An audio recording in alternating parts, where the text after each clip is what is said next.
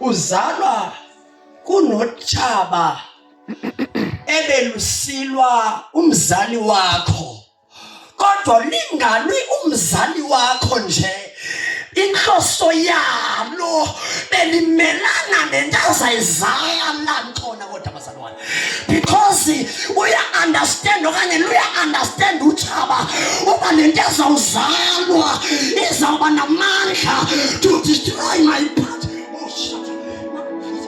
Yabona utshaba naziba kunezinto zotshaba, amen, kune properties zotshaba.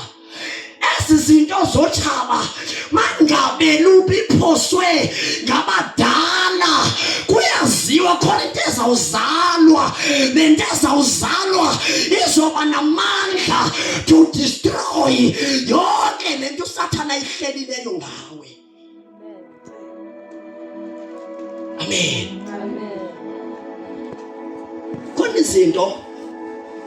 Kukhona izibingelelo, there are altars ezenziweyo, malibonga igama lenkosi, njengoba zenziwe kukhwazwa amagama wakho okanye amagama wabazali bakho, amen. Njengoba kukhwazwa amagama wabazali bakho, kukhwazelwa ukuthi wena ungazalwa. Nikhona kodwa why kuliwa umzali wakho before ube khona wena, amen. Yingoba utshaba luyabona into yobana lehlulekile okanye ligqibile ngalomuntu osele khonezelwe, ayikho into engaphinda yenze, into engamandla masibulale le azayizala, ngoba le azayizala izoba namandla to build lento esiyibhodlozayo. Isama nayo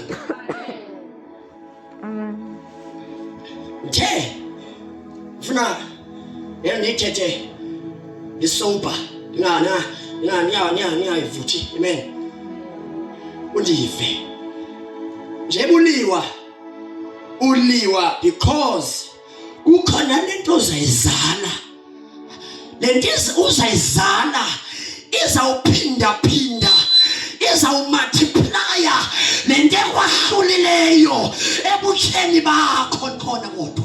Oh my God, kunezinto in your future owawucinga uzawufika kuzo kwenzeka wangafika. Oh my God, lacabanga utshaba kuphelile, kanti khona into ezawuzalwa, le ezawuzalwa izawuthatha wena iyokubeka